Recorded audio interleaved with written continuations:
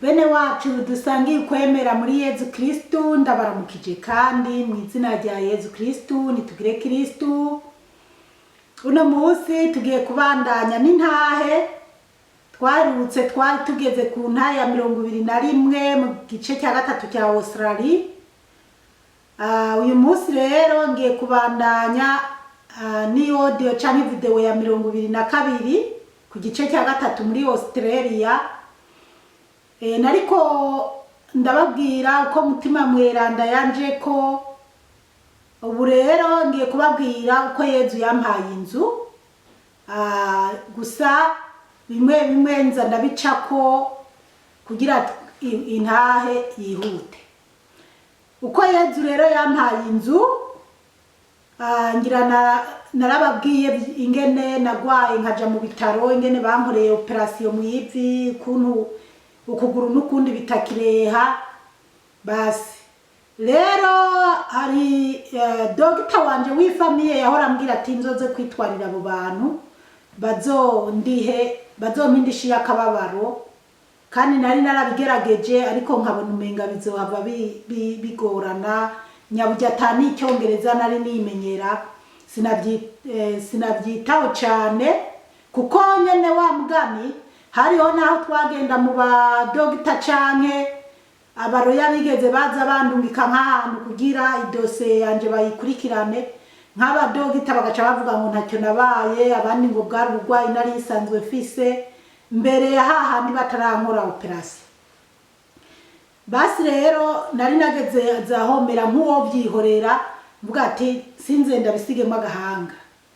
Rero nyuma haje kugera rero igihe umukama atangura rero kungendera kubijanye nuko nokurikirana abo bantu aho hantu nari nituye hasi. Rero umunsi umwe nari njyamye ngira iyerekwa, ndota mbona nabanje kurota mbona inzu nziza, nkabona inamba zitanu, ariko nararaba inamba nkabona ni zitanu canke zomera nk'icenda. Nkabona ku funguzo hariko inamba 730. Basi abana hanyuma muri nyagihe ndabirota sinavyitaho. Hanyuma narababwiye ko nahora ndota ngo mbona ndi mu nzu nziza, ngo harimo icyumba cy'amasengesho nadekoye n'icyo cyumba amashurwe 3. Mugabo nkiyumvira ati Imana iriko irashaka inzu nabamo, ntegura icyumba cy'amasengesho nzoza ndasengeramo, kuko kubisanzwe nasengera mu cyumba twaryamamo n'abana. Kigihe nari sigaranye nari ifise utwana 3 duto, ni nkaho nari nababyaye ntahekana. Umwe yoba yarafise umwe yiga mu wa mbere, uwundi nawe yaba mu byo bita kinda, uwundi nawe yarafise nk'umwaka n'amezi. Twari utwana duto kuko umwana umwe yarageze mu windwi nari naramurungitse mu Burundi bivanye n'ihari nari ndimo. Nari naramurungitse Burundi kwiga i Burundi. Uwari umusore nawe yari yarigiriye kwibanira n'abandi bandi, ntitwari tukiri kumwe. Rero twaca ku mugoroba twasengera mu cyumba twijyamiramo, twese twaryama mu cyumba kimwe, ariko nyanzu yari ifise ibyumba 3 ikagira n'iyindi nzu yari inyuma mu kigo bayiharura ngo ni ibyumba 4. Basi rero nka narafata umwanya ngo ntegura icyumba cyo nozoza twosengeramo, hagaca haza nk'umuntu akasamaza sinkore bimwe nari nareretswe, kandi numva ko umenga Imana yambwira ngo ngira icyumba twoza turasengeramo. Basi rero uwundi munsi ngira iyerekwa, ngize iyerekwa nerekwa mbona amafoto yanje ngo abantu boba barafotoye ngo akamera nk'ayapfubye. Hanyuma yundi munsi ngira iyerekwa ngo mbona abantu binjira ngo bagiye kumvugira ngo niyumvira ngo yo ngo barahava bamvugira nabi mugabo naje kumva ngo kumbe ngo nari niyumviriye ngo baramvugira nabi kumbe bamvugiye neza. Hanyuma ibyo bintu n'abandi ko nderekwa nk'ibyo ibintu nariko ndarota nibiki. Hanyuma nyene nigumiraho ariko uwundi musi ikindi gihe ntangura gutekereza iby'urwo rubanza na babaroya nari narigeze kurondera nabo bari barongeye barandondera. Hanyuma rero babaroya kuko bari bamaze kubona none hariko yabaye nabi nabo rero barambwira ati harageze rero ko twokurikirana urubanza rwawe. Basi ndavuga okay mugabo abaroya bakandungikira ku bantu babijejwe kugira barabe ikibazo cyanje bazotange raporo mu gucamanza yuko nababaye canke nabaye kimuga kugira bafashe ariko bakagerageza kubigira bitoyi kugira ntibiduge hejuru. Rero nabo baroya bamaze kuza bangurikirana numva umenga tatu sinobyitaho cyane ntibize bintwara gato. Nyuma rero umunsi umwe ngiri yerekwa yeza arangendera aranyereka ko bazompa amafaranga 300 ariko sinzobitore. Hanyuma canyereka 700 nyeretse 700 rero nyuma narazanzamutse ndibaza 300 sinzobitore 700 ni marayika ariko arabimbwira canke ni Yezu ariko arabimbwira. Ntangura kwiyumvira yuko ari Yezu yoba yariko yangendeye ati nta wundi yombwira ibi bintu atari Imana. Ubwo nabwo kandi sinabihaye ingufu cyane gusa naje rero gukurikirana babaroya. Hanyuma nkurikiranye babaroya ahubwo bo barakurikirana barambwira ati burya rero iyi kesi yawe bategerezwa kuzoguha amahera angana n'1.5 basi rero ariko urumva ibyo abo baroya bariko barambwira Yezu nawe yari yaramaze kumbwira ibyiwe. Basi ndavuga okay barambwira ati ubu rero tugiye kuzotanga urubanza tego. Rero haragera gihe rero dutanga urugoro yuko twozoja mu rubanza mugabo bana b'Imana udafise Yezu ni ngorane. Imana itari mu bintu byawe ntacyo wohanoba. Gusa ndashimira Yezu kuko yari mu bintu byanje kandi niwe yampaye ingufu ni nawe ndabikesha.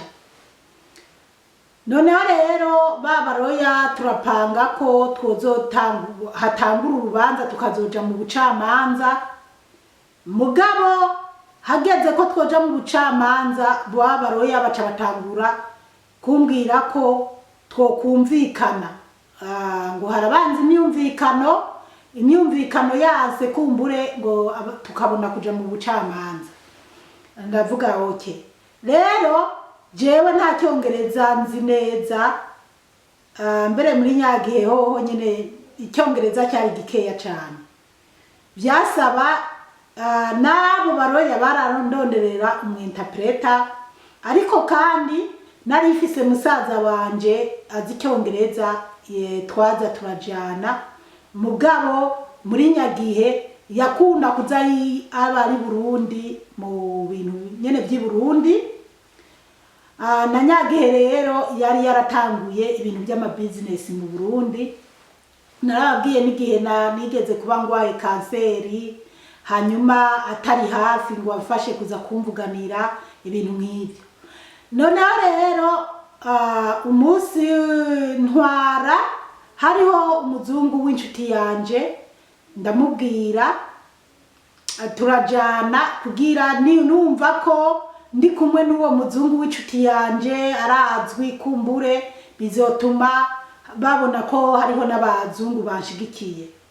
turagenda urumva abaroya bari baranyijeje ko kesi yanje ishobora kuzovamo 1,5 miliyoni.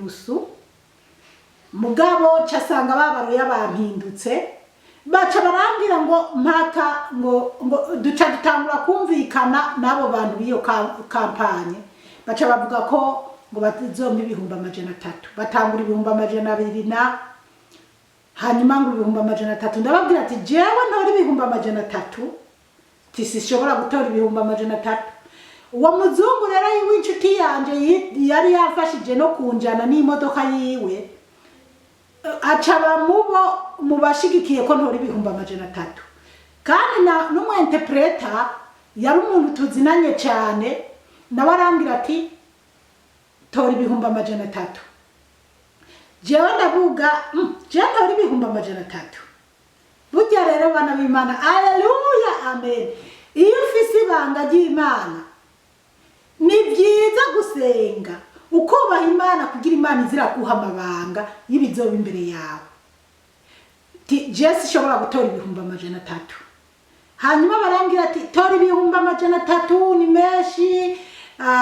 Rero ino bakunze kunyita cyane izina rya Everine. Ati Everine tora 300,000 azokugirira akamaro, azogufasha, azogira iki. Jewe ndatekereza ndavuga ati je naramugaye ukuguru kwanje kwaramugaye, sinishobora gukora ibikorwa nk'ibyo nahora nikorera, sishobora gutora ibyo 300,000. ndababwira ati je sishobora gutora 300,000. babaroya bitwa ko bari baranambwiye ko nzoronka 1,5 miliyoni barampinduka ngo udatoye 300,000 ngo tuzoja muri koti, ngo uzoferinga, ngo tuzotsindwa, ngo none ngo uzoturiha iki, ngo bizoca bigenda gute. None mwebwe nimwiyemeje kuzomburanira, mwebwe nimwakurikiranye kesi yanje kuko mubona ko izotsinda, kubera iki muriko muranyihinduka ngo yango Everine ngo ijya ngo kampanye tugiye kuburana ngo ni kampanye ifise abaroya bakomeye, mbese nyine batangwa kunyihinguza. Rero wa muzungu twajana na wa mu interpreter barambwira ati nukuri 300,000 ni meshi. Jewe naratekereza nkavuga ati jewe n'ubundi ntangorana, nsanzwe nibereye no mu nzu ya leta kandi leta irafashe irampa amahera ampagije n'ibyo 300,000 ntabyo ntora, no kubika imuga naramaze kwibera ikimuga n'ibyo 300,000 ntabyo ntora. Baranukagura basi duca ngo rero ngo kubyase ngo dusohoke rero ngo tugende mu myamvikanira ntirase n'ibyo 300,000 ntabyo ntora, nyimba mutazoja no muri koti kumburanira ndabihevye nta ngorane. Duca turasohoka, wa muzungu yari yanjanye arasha mu modoka yiwe, dutaha ababaye agenda arambira ngo Everine ngo wase gutora 300,000 ngo 300,000 ngo n'amahera menshi ngo yo kugirira akamaro n'umwana wa n'abana bawe. Nuko na wa mu interpreter nawe yari yambwiye ngo ari kurirangagije ngo 300,000 ngo urazi ngo akamaro byo kugirira ngo ko worangura imigambi yawe ngo mu Burundi ngo warusanga urangura. Ndavuga ni jewe 300,000 nayo Imana izombwira ati irandengukije ntizombaza ngo wase gutora bya 100,000. Je ntayo ntura. Wa muzungu ataharambwira ati yemere yatore, ni jewe nta mahera ashaka gutora ntayo ntura. Mugaba murumva ko je nari ifise ibanga yuko Yezu yari yaranyeretse 300,000 nanga kubitora, anyereka ko 700,000. Hanyuma turataha, dutaje ndi wa muzungu arashikana nishikira muhira, nigumira muhira. Hanyuma bukeye wa muzungu yari yanjanye baramucako baramubwira ngo ninemere ntora 400,000. Ivyo uwo muzungu ndamubwira ni je ntora 400,000. Jewe ayo mahera narayase, nta n'amahera nkeneye, ibyo bintu nta n'ibyo ashaka no kumva, bashaka bazoze kumburanira canke bareke, nanavyikuyemo nanavyikuye mu mutwe basi. Hanyuma bukeye kandi nza kumva abaroya bampamagara baca barambwira ngo Everine ngo uzoze ku biro byaha n'aha tuzovugane. Ati sawa. Twaragiye ku biro, naragiye kuri Nyabiro sanga barondeye n'umwe interpreter, hanyuma mana kumwe nari nareretswe mbona urukaratasi bazanye rwanditse ku 700. Barambwira ati Everine rero bajya abantu mufitaniye ibibazo baremeye gutanga amahera 700. Amahera 700 ni byinshi kuri wewe, raba nyimba ubona ubyemera utora 700. Ati niwamara gutora 700 twebwe dukuyemo yacu y'abaroya tuzotwara 90,000 na wowe uzoca usigarana 666 kandi ntazobura ikintu azokumarira. Ati genda wiyumvire yuko wotora ayo mahera to. Hanyuma ndavuga okay, reka ngende ndavyiyumvire nzobaha inyishu. Ati rero batanze iminsi 17. Ati sawa. Hanyuma rero jeca ntangura kuyimvira 700 nabonye ni bimwe Yezu yambwiye. Ca ntangura rero gusenga. Ubu narababwiye umusaza njazi icyongereza neza yari mu Burundi. Ndatelefona musaza wanje ndamubwira nti uzi n'amakuru. Ati buriya rero amahera kuko naragume ndamubwira ingene bigenda. Ati bambwiye ko bazompa bemeye gutanga 700, je nkazotanga 600 na. Ati none ndayatore cyane. Musaza nje arambwira ati nta kuntu wobanza ukarindira tukumva, ariko acarambwira kandi ati urazi dogita wawe wa family yatubereye umuvyeyi, cyane se dogita wacu wa family yaratubereye umuvyeyi. Ibyo byose niwe turiko turabikesha, uzogenda ubimuganirire uze wumva ingene aguhanura. Ati sawa. Kandi babaroya bari bambwiye ati niwamara gutora 600 na uzoca ugenda uguremwo inzu, uguzemwo inzu muri centering ni leta ishiramwe canke se ni leta nyene ihamahera abari bo bose batagira akazi muri iki gihugu. Ati rero uciye wiguriramwo inzu nta uzogukurikira, leta izoguma iguhamahera yawe nkuko yahora iguhamahera. Ati nta kibazo reka ngiye kubyiyumvira. Canza kubyiyumvira rero ntangura gusenga ndabwira Yezu ko wanyeretse 300 ndavyanka kuko naravyase. None ibi 700 nibyo ntegerezwa gutora, nibyo tuzosangira n'abaroya canke bizogenda gute? Ati rero uzonyihishurire umbwire koko nyimba aya mahera tuzoyasangira n'abaroya.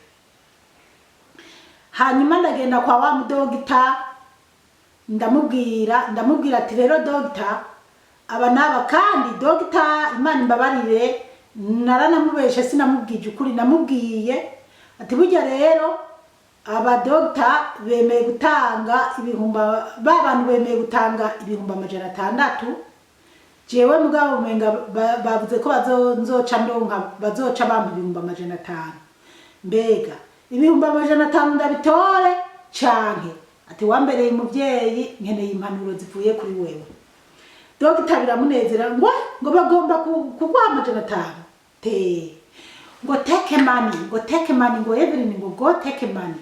No, arambwira ati ni mbana b'Imana buriya mwisi haraba abantu babi hakaba n'abantu beza baza mu buzima bwacu nk'abamarayika.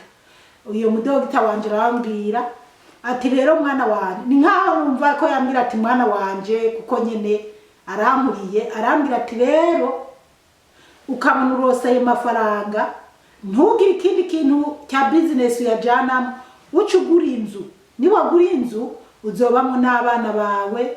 Ati abantu benshi bararonka amafaranga nkayo atariko ntibamenye ingene yagiye.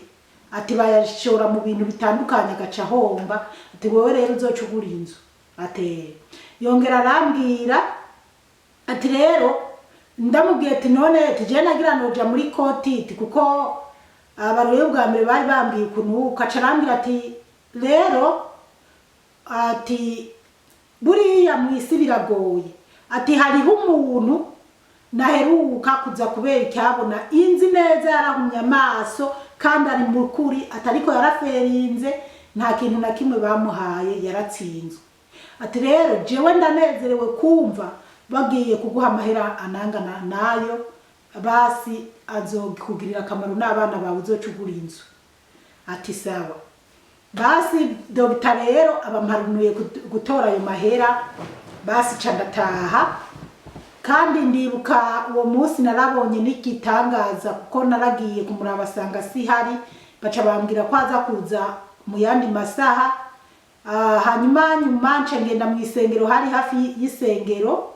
hanyuma ndiko ndasenga harabaye ikintu kuri jewe harimo abantu mu rusengero batatu ariko uwabonye ibintu byabaye ni umuntu umwe yoba yari inyuma yanje mu bice by'inyuma Imana yarakoze igitangaza nanje ndibura haleluya amen basi rero kandi muri nyamwanya Imana iheje kundungikira umumarayika mu rusengero hanyuma agacazimangana kagenda nyuma haciye haza umuntu akora kuri reception numva umuntu ariko aranyongorera ngo zipora ngo genda ngo dogita kanaka yaje ngo cugenda ngo mbere ngo ahere kuri wewe mba nari impeje kuvuga ishapure kweri impeje neza ca numva ubona wari karanyongorera mpejeje rero naciye ngenda niko kuganira na dogita ibyo byose rero dogita amanuye ibyo je naciye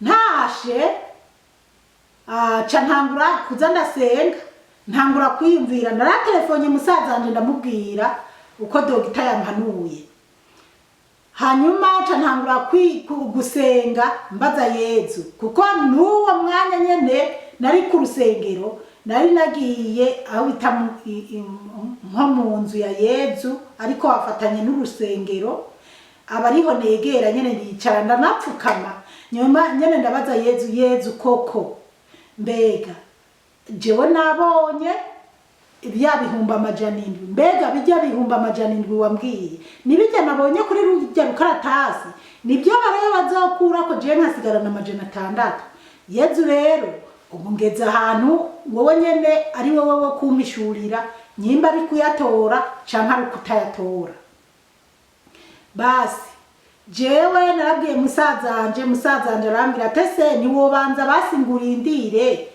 tuze nzoze kugira tuze tubikurikirane ndamubwira ntisha je nitwarindira imisi 14 gaca cyane nitwarindira kuzoza turagenda kuri koti kuburana ati bizohava bifata umwanya munini usange wa mugani bitagenze nkuko ndiko ndashaka ati none se ko jewe nabonye Yezu kandi Yezu yanyeretse ibihumba amajana 7 nkaba nabonye urukaratasi byanditse ko ati nibaza ko ari byo Yezu yashatse atariko ndeka mbandanye no gusenga nkasanga nkabaza Yezu rero ndakwinginze je usigurire mbega ajya amahera ibihumba amajana 7 niyo ngomba gutwara canke ndindire nzoje muri koti bazompa yarendi miliyoni basi rero icyavuyemo reka audio canke video tuyihagarikira aha ariko ndabandanya n'ingene vyagiye birakurikirana umukama Imana bahezagire mwarahezagiwe cyane murakoze.